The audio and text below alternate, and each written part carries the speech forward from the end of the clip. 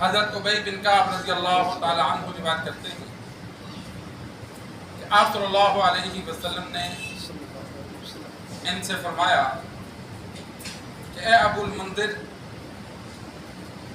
تجھے علم ہے تیرے نزدیک اللہ کی کتاب میں سب سے عظیم آیت کون سی ہے؟ کہتے ہیں میں نے عرض کی اللہ و رسولہ اعلم، اللہ اور اس کا رسول بہتر جانتے ہیں۔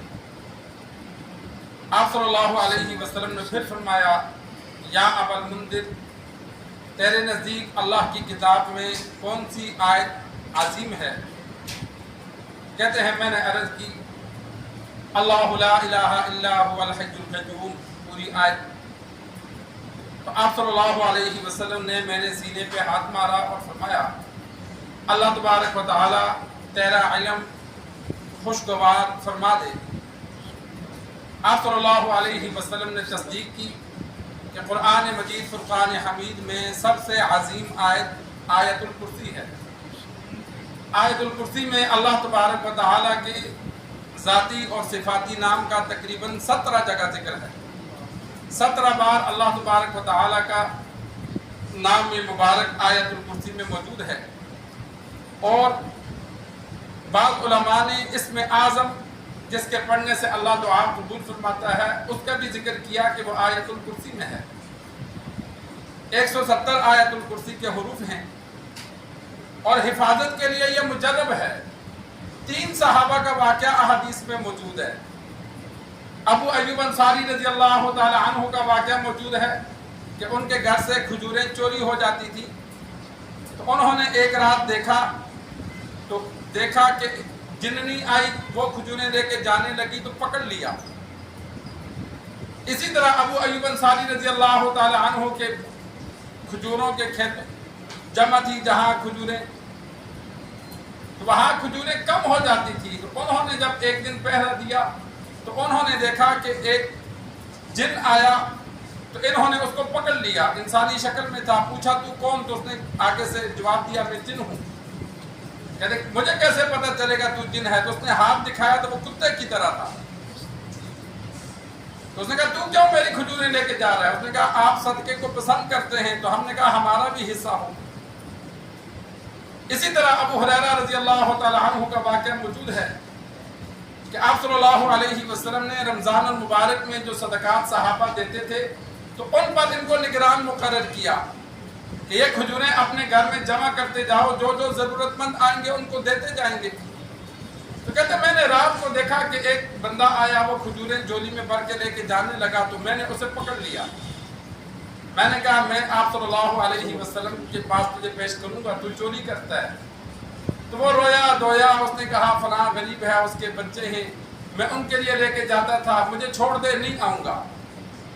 آپ صلی اللہ علیہ وسلم کو بذریعہ وحی علم ہو گیا۔ اگلے دن آپ صلی اللہ علیہ وسلم نے فرمایا کہ یا ابا ہریرہ ما فعل اسیرک، اے ابو ہریرہ تیرے قیدی کا کیا بنا؟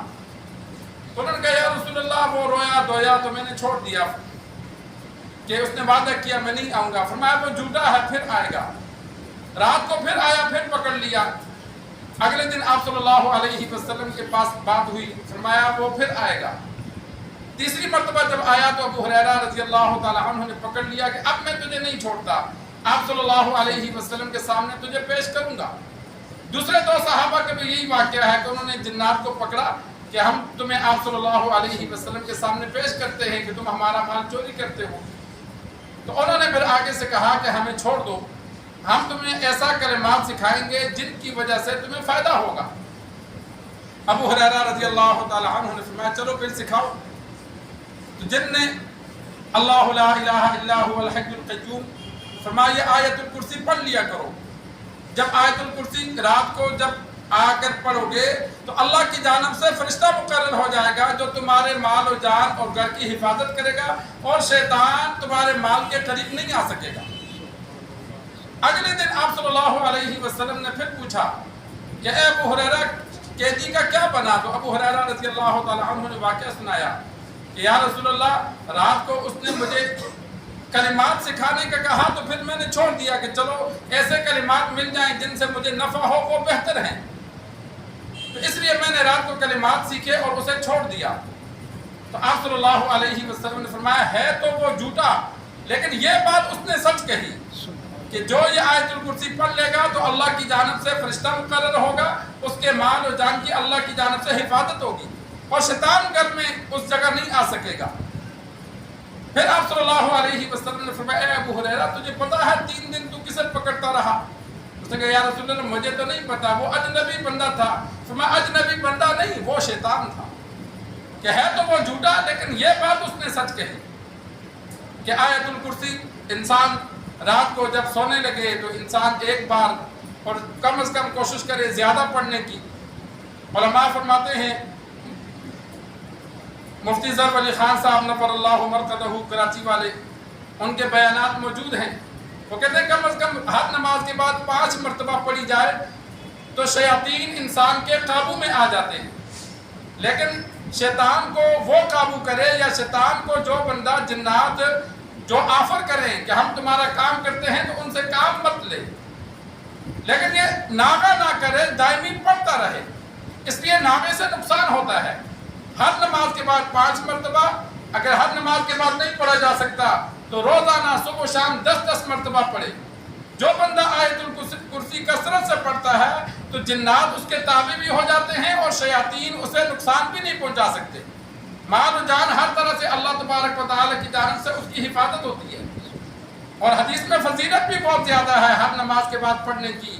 آپ صلی اللہ علیہ وسلم کا فرمان موجود ہے کہ جو ہر نماز کے بعد آیت الکرسی پڑھتا ہے تو سوائے موت کے جنت میں داخل ہونے سے کوئی چیز رکاوٹ نہیں ہے۔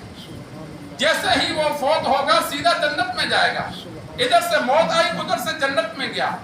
علماء نے لکھا فرض نمازوں کے بعد اور جن نمازوں کے درمیان نمازوں کے بعد سنتیں ہیں، تو فرض پڑھنے کے بعد جب سنتوں کی جانب انسان جگہ تبدیل کرے تو وہ آیت الکرسی پڑھ لے پھر سنتیں پڑھے، اور فرض نماز کے فوراً بعد بھی پڑھ سکتا ہے اور سنتیں ادا کرنے کے بعد بھی پڑھ سکتا ہے، وہ نماز کے بعد ہی شمار ہوگی۔ 1 مرتبہ پڑھنے کا حدیث میں حکم ہے، زیادہ پڑھیں گے تو وہ فائدے کے لیے ہے۔ اور 170 حروف ہیں آیت الکرسی کے۔ آمینین کہتے ہیں جو 70 بار یا 170 بار آیت الکرسی کسی مقصد کے لیے پڑھ کے دعا کرے تو اللہ اس کی دعا کو قبول فرماتا ہے۔ تو زیادہ مشکل مقصد ہو تو انسان روزانہ پڑھ کے دعا کرے، اور یہ مجرب عمل ہے کہ کچھ دنوں میں اللہ اس کا کام پورا کر دے گا۔ اللہ سے دعا ہے اللہ تبارک و تعالی ہمیں دین سیکھ کر سمجھ کر عمل کرنے کی توفیق عطا فرمائے۔